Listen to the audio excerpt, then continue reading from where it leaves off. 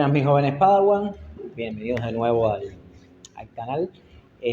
Hoy, bueno, primeramente me tengo que disculpar que hace un buen tiempo que no subo ningún video, fundamentalmente porque tenía problemas de iluminación. Yo no tengo un sistema de lámparas de iluminación artificial muy bueno, entonces dependo mucho de la luz natural, ¿no? Del sol, y en todos estos días en La Habana ha estado lloviendo, así que no he tenido mucho tiempo para... o sea, no he tenido las condiciones correctas como para que el video tenga una calidad mínima ahí.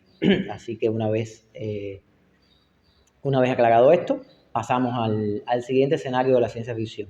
Hemos recorrido la mayor parte de los escenarios de la ciencia ficción. Nos faltaría, bueno, la ópera espacial, el escenario espacial, que no hemos hablado de él. Y hoy quiero hablar de un escenario que es escenario, pero también es un poco más que escenario, que es el solarpunk.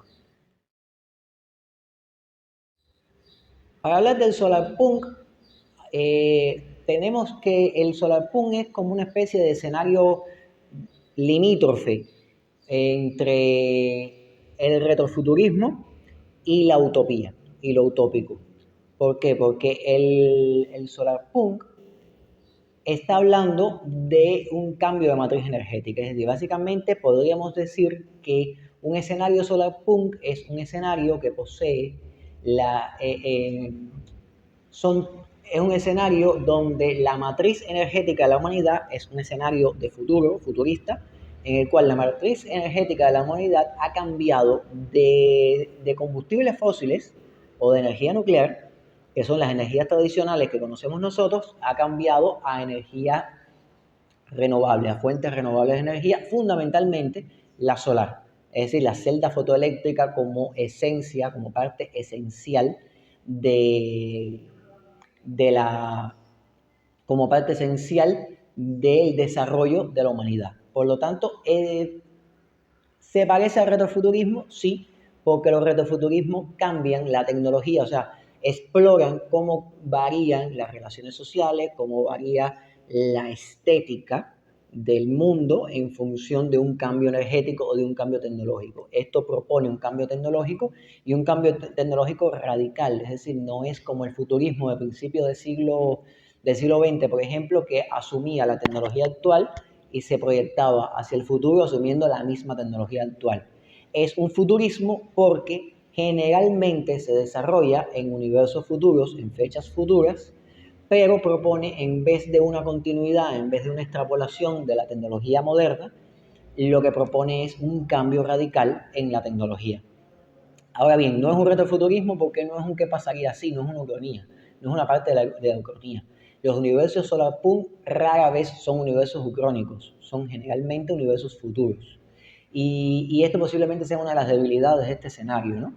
Que sucede que el movimiento, puede haber una confusión entre el movimiento solarpunk y que es un movimiento político ecologista, y el escenario solarpunk dentro de los géneros dentro de los escenarios ecológicos, de ciencia ficción ecológica. Es un escenario, el solarpunk está más emparentado con el posapocalíptico en su variante de el apocalipsis ecológico, o sea, el desastre ecológico, y no en su variante nuclear, el posapocalíptico nuclear o el postbomba, que es el que normalmente estamos acostumbrados. Es decir, un escenario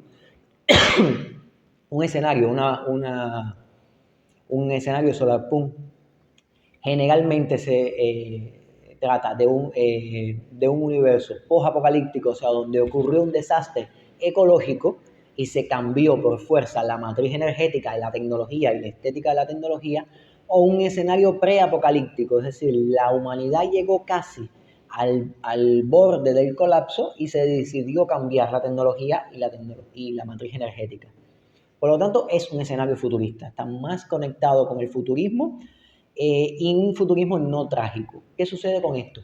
La mayor parte de los escenarios solarpunk, de las historias solarpunk, tienen un sentido de utopía, O sea, no hay, o hay muy pocas, o se promueve muy poco entre los seguidores de esta tendencia, se promueve muy poco la distopía solarpunk. Se promueve más la utopía solarpunk. Y esto se debe fundamentalmente a que, como se trata de un movimiento futurista, partiendo de ahora, no estamos hablando del futurismo como lo pensábamos en los años 20, que se pensaba en un futuro así como que ambiguo, y ya han pasado como 200 años de ese futuro, sino que estamos hablando de cómo nos imaginamos el futuro a partir de ahora, a partir de este momento donde hay sobrecalentamiento global, donde hay un cambio climático, donde hay un exceso de contaminación y por supuesto estamos promoviendo una solución y como promovemos una solución, la solución no puede ser mala. Idealizamos esta solución y por supuesto el estado natural de la idealización es la utopía. Es por eso que muchos antologadores y muchos organizadores de concursos de corte solarpunk se orientan e incluso piden en las bases de los concursos de que sea una historia utópica, que sea una utopía solar.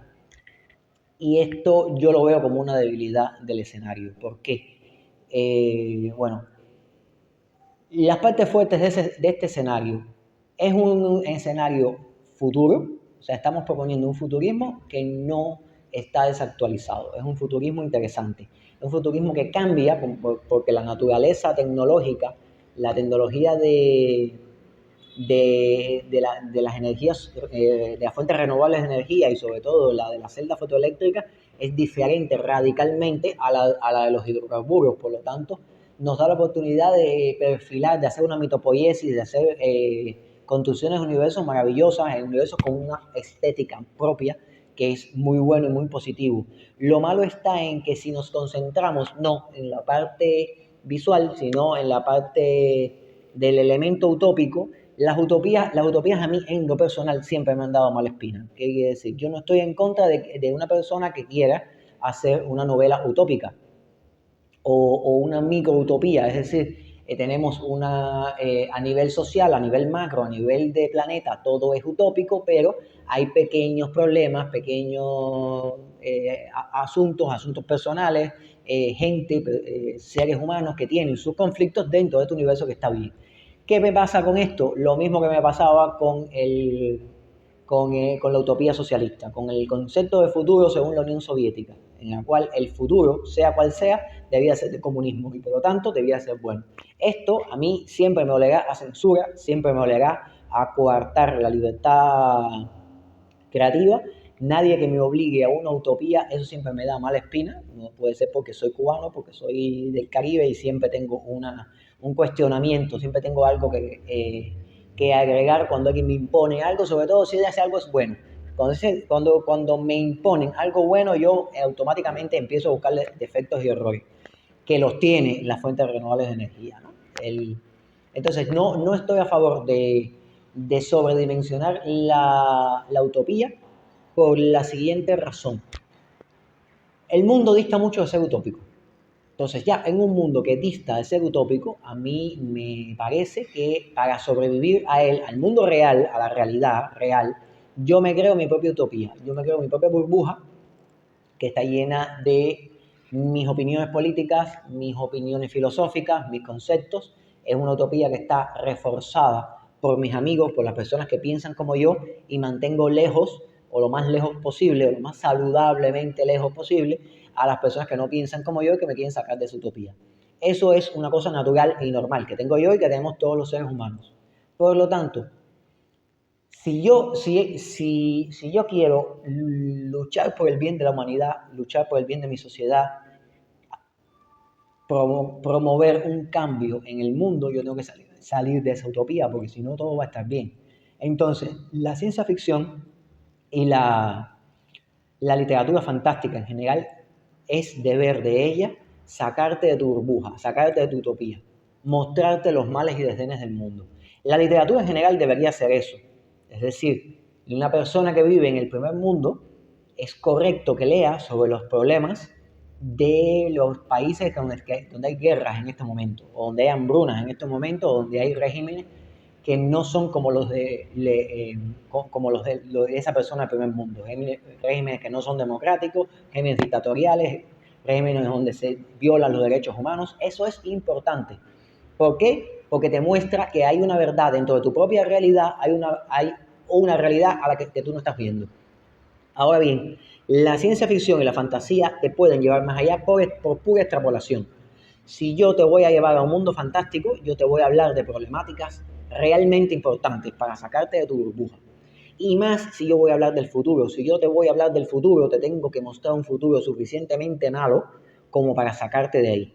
El mejor ejemplo es el cuento de la criada. Yo siempre hablo del cuento de la criada como un rompeburbujas brutal. Yo vivía en mi burbuja masculina pensando que sí, el feminismo tiene una buena razón de ser, pero soy estas mujeres que están un poco locas, sobredimensionan todo lo quieren ver como un problema de género, hasta que leí el cuento de la criada, que es una distopía de género, una distopía que me hizo sentirme por un momentico en la piel de una mujer siendo, y lo peor, y todo lo malo que eso implica. Por lo tanto, mi conciencia social, mi conciencia como hombre feminista, o como aliado del feminismo, o como persona que lucha contra el machismo, o que trata de reinventar su propia masculinidad tratando de alejarse de la masculinidad tóxica y machista, el cuento de la criada influyó en eso. ¿Por qué? Porque es una distopía. Porque una utopía de género, una utopía donde todos los hombres respetaban a las mujeres, etcétera, no me habría sacado de mi utopía personal, la habría reforzado. Y eso simplemente hubiera hecho que mi nivel de incomunicación con el dilema femenino y con los problemas del machismo, y incluso con mis malas actitudes, por tener una educación machista y por pertenecer a una sociedad fundamentalmente machista, habrían sido mayores. Por lo tanto, sí, la utopía es importante. La utopía es importante para reflexionar y para no caer en lo que la utopía propone. ¿Qué pasa con la utopía? La utopía generalmente está promoviendo una agenda política. Y eso está mal. Una agenda política o peor, una agenda comercial. Me está tratando de vender algo. Puntos flacos que tiene la tecnología solar. La tecnología solar no es el Dios que nos va a salvar. Hacer las cosas adecuadamente es lo que nos va a salvar de un colapso ecológico.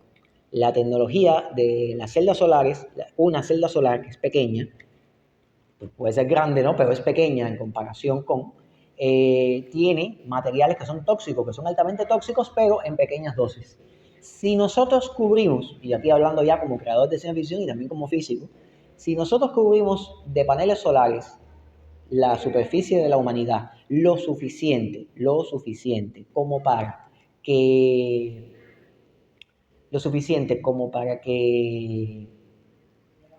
la energía que consume la humanidad en estos momentos sea la misma que la que se consume quemando petróleo, necesitamos muchos paneles solares, no he sacado la cuenta, pero son muchos. Estos paneles solares eventualmente se van a romper y van a tener que ser sustituidos. ¿Qué hacemos con toda esa basura? Es basura tecnológica, es basura que tiene toxina, por lo tanto es basura que tiene que ser procesada. Tiene que ser procesada y eso cuesta dinero.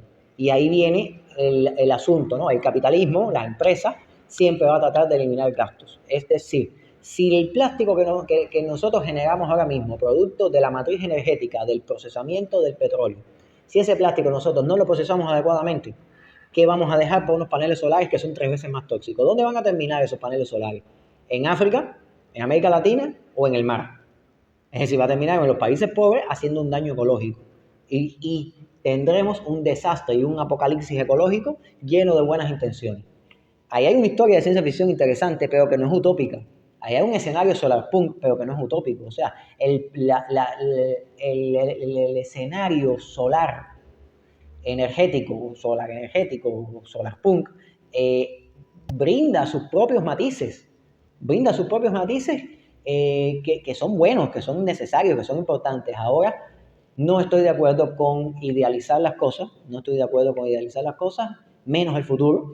Y no estoy de acuerdo con hacer arte siguiendo una agenda política, no me parece. Yo estoy a favor del solarpunk con su propuesta de futuro en el mundo real. Como escritor, no puedo comulgar con esto. ¿Qué pasa? No todo es tan blanco y tan negro. El Solarpunk tiene otra cara que es muy como un género, como escenario, no como género, como escenario, tiene otra cara que es mucho más interesante para mí, que es la parte descolonial. Es decir, la humanidad, la única modernidad que conocemos nosotros es la modernidad que nos impusieron las naciones desarrolladas, las naciones industrializadas, que es completamente agresiva contra el clima, completamente agresiva contra la ecología, marcada por el estigma del capitalismo, que es el estigma de las ganancias, y por tanto marcada por un desequilibrio, porque es el desequilibrio al que nos lleva la codicia. Entonces, puede existir un tipo de desarrollo tecnológico, un estado de bienestar que vaya por otro camino. Bueno, tal vez analizando otras sociedades que no eran la europea, otras sociedades que no tuvieron tanta visibilidad debido a la industrialización y al colonialismo, tal vez existen, por ejemplo, sociedades como se cree, el registro fósil confirma que una parte de la sociedad amazónica tenían algo parecido a las ciudades modernas, algo parecido en términos de que podían alimentar a muchas personas, podían tener en lugares donde vivían muchas personas, más de 1 millón de personas, esto ya estamos hablando de una ciudad más de 1 millón es una ciudad, ya no es una villa, y que era dentro del Amazonas, que no deforestaban. Estamos hablando de cultura arahuaca dentro del Amazonas, estamos hablando de, no recuerdo el nombre del lugar, pero sé que es por el río Singo en Brasil. El, Estamos hablando de una sociedad que construía en armonía con la naturaleza, es decir, nunca dejó de haber selva en el Amazonas y sin embargo allí vivía más de 1 millón de personas que comían, se alimentaban, vivían. Es decir, había una civilización armónica. Y eso es interesante porque en el universo alternativo donde esas personas lograron una tecnología, en esa ucronía sí tiene sentido un escenario solarpunk de agenda política incluso, porque además es completamente descolonizador. Es un escenario que me está promoviendo la cultura nacional. Es un escenario que me promueve, es un escenario indofuturista, es un escenario que me está promoviendo una cultura y un folclore que está, si no desaparecido, en vías de extinción. Y esto me parece muy interesante. Y se conecta de una manera interesante con otros escenarios como la fantasciencia. Es decir, si yo estoy haciendo una mezcla que no estoy propiamente usando lo científico, sino también estoy usando el folclore, no idealizando, lo más importante es no idealizar el pasado, sino movernos hacia el futuro, como hace la ciencia ficción, pero tomando elementos folclóricos, en este caso, un elemento folclórico social, de cómo pensaba en armonía con la naturaleza otras civilizaciones que no llegaron a ser a mayores porque simplemente fueron aplastadas por los mecanismos coloniales de las naciones industrializadas.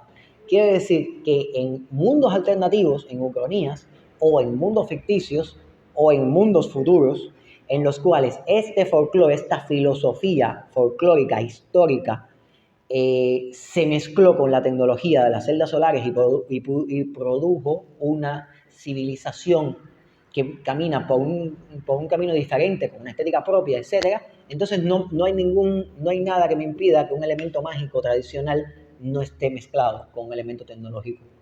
Es decir, tenemos una fantasciencia instantánea. Quiere decir que el escenario Solarpunk no solamente es un escenario de agenda política, no solamente es un escenario forzosamente utópico, sino que además es un escenario que nos puede llevar a un pensamiento descolonizador y nos puede llevar a una armonía entre la fantasía y la ciencia ficción. Y poco a poco estamos, ya más de 100 años después, estamos reunificando dos elementos que habían sido separados por la modernidad, que era el desarrollo tecnológico, el gusto por el futuro y las tradiciones y la idealización del pasado. Podemos unirlo. Es un escenario que tiene características únicas, no solamente por la belleza que promueve y porque estamos realmente hablando de una tecnología que es posible, que estamos en medio del cambio de una matriz energética que es posible y que podría ser la salvación a nuestro futuro, realmente.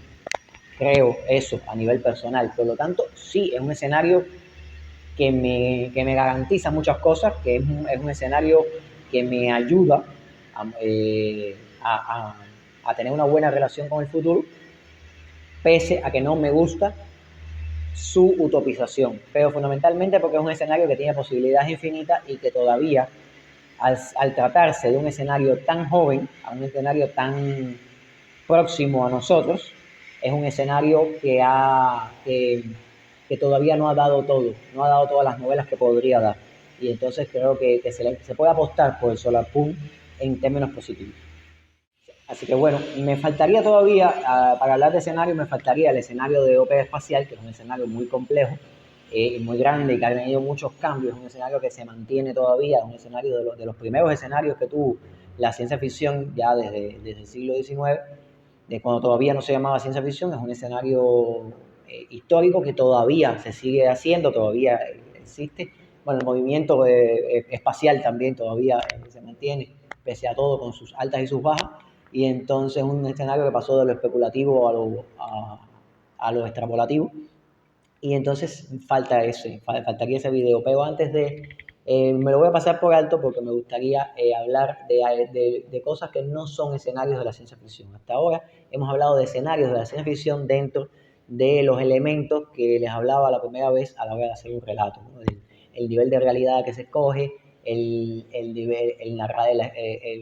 tipo de narrador que se escoge, y la construcción de universo o mitopoiesis y los escenarios, los diferentes escenarios que tienen características y arquetipos. Pero ahora me gustaría, los videos a partir de ahora, les debo el de ópera espacial, voy a hacer un video largo, pero ahora me gustaría hablar sobre determinada forma de escribir, determinada de comunión con el folclore, no con la ciencia, sino con el folclore y con la cultura, determinados modos de hacer ciencia ficción, hacer literatura fantástica, que tienen que ver más con reacciones a la colonización, como lo puede ser el afrofuturismo o el neoindigenismo, y entonces quería dedicarle el próximo a estas dos, al indigenismo y al afrofuturismo, antes de terminar con este escenario. Así que no les voy a pedir que me pidan más cosas, no, me falta el weird, que también el weird es más bien una forma, el weird también entra dentro de este escenario, que simplemente estamos hablando de no de escenarios particulares con características propias y específicas, sino formas de narrar que tienen que ver con el trasfondo cultural de la historia. Y entonces los próximos videos hablaremos del afrofuturismo, del indigenismo y del web. Y dejaremos para el final, en un video más largo o en dos videos, no sé, depende, todo el detalle de la ópera espacial, el escenario de la ópera espacial. Así que bueno, espero que les haya gustado el, el Solar Punk, bueno, al menos mi opinión sobre el Solar Punk, y hasta la próxima.